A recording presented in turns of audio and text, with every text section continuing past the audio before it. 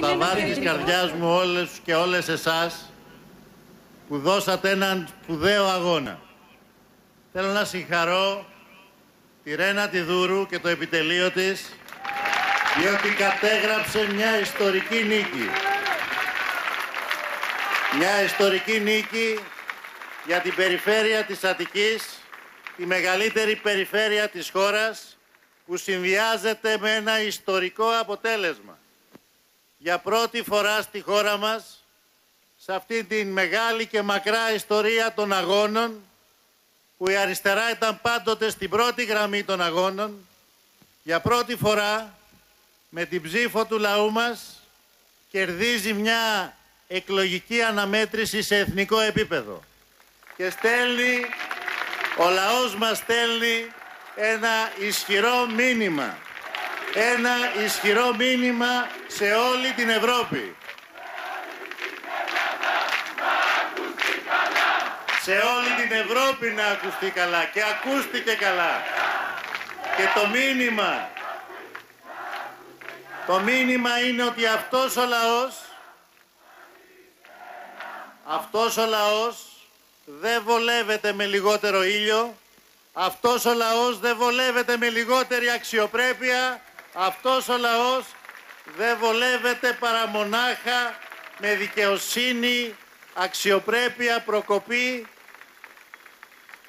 και είμαστε εμείς αυτοί που αναλαμβάνουμε μια ιστορική ευθύνη. Να γυρίσουμε τον τροχό της ιστορίας. Σήμερα όλη η Ευρώπη μιλά για τον ελληνικό λαό, γιατί καταδίκασε στην χώρα που επελέγει ως πειραματόζωο της κρίσης τις πολιτικές της λιτότητας. Όλη η Ευρώπη, σχεδόν όλη.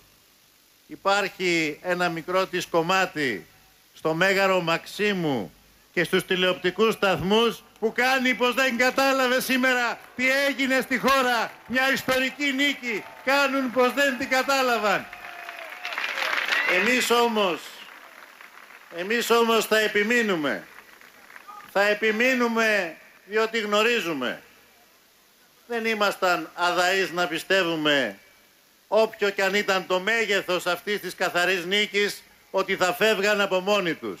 Δεν θα τους κάνουμε τη χάρη να τους αφήσουμε να φύγουν από μόνοι τους. Εμείς θα τους ρίξουμε με τους αγώνες μας, με τη δράση μας, ενώνοντας τις δυνάμεις μας με το λαό μας που υποφέρει και θα διεκδικήσει την αξιοπρέπειά του. Θα διεκδικήσει τη δημοκρατική διέξοδο. Θα ήθελα σε αυτό το σημείο να συγχαρώ τον Γαβρίλ, τον Σακελαρίδη και τους συνεργάτες του στην ανοιχτή πόλη. Έδωσαν έναν σπουδαίο αγώνα, με εντιμότητα, με ήθος, με αξιοπρέπεια. Διεκδίκησαν μια μεγάλη αλλαγή σε ένα συντηρητικό δήμο. Φτάσανε πάρα πολύ κοντά σε μια πολύ μεγάλη έκπληξη. Για όλους εμάς είναι σαν να κέρδισε ο Γαβρίλ, διότι μας έκανε να αισθανθούμε περήφανοι, να ονειρευτούμε, και αυτό ήταν ένα πολύ μεγάλο δώρο. Θέλω όμως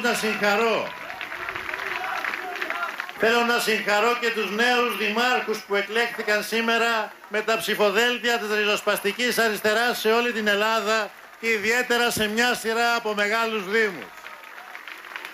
Στην Κεσαριανή, την ιστορική Κεσαριανή, στο Βύρωνα, στο Εγάλεο, στους Ζωγράφους, στην Αγία Παρασκευή, στο Χαλάνδρι, στο Κερατσίνι, στη Λάρισα, στην Κέρκυρα,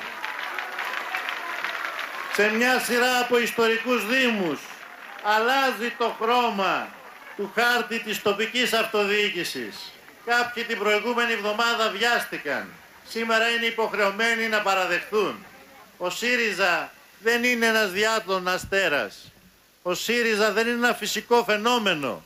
Είναι μια δύναμη που έχει βαθιές ρίζες μέσα στο λαό μας και στην κοινωνία μας. Και αυτές οι βαθιές ρίζες είναι οι ρίζες της παράδοσης των μεγάλων αγώνων του λαού μας. Γιατί πάντα στους μεγάλους αγώνες του λαού μας δίπλα ήταν η αριστερά. Από τα χρόνια του ΕΑΜ, τα χρόνια της Εθνικής Αντίστασης, τα χρόνια της αντιδικτατορικής πάλης. Έτσι και τώρα θα ενώσουμε τις δυνάμεις μας με τη μεγάλη πλειοψηφία του λαού μας. συγκροτώντας μια πλατιά κοινωνική και πολιτική πλειοψηφία που θα φέρει πολύ γρήγορα στον τόπο τη μεγάλη αλλαγή, τη μεγάλη ανατροπή, για να ξαναχτίσουμε την πατρίδα μας σε νέα θεμέλια αξιοπρέπειας και δικαιοσύνης. Και τα πρώτα δείγματα γραφής μιας διαφορετικής, μιας εναλλακτικής, μιας πραγματικά προοδευτικής διακυβέρνησης θα τα δώσει η νέα Περιφερειάρχης της Αττικής, η Ρένα Ιδούρου. Καλή δύναμη σε όλους. Συνεχίζουμε αυτόν τον δίκαιο και όμορφο αγώνα. Σήμερα κερδίσαμε μια πολύ μεγάλη μάχη. Πολύ σύντομα θα κερδίσουμε και τον πόλεμο. Γεια σας.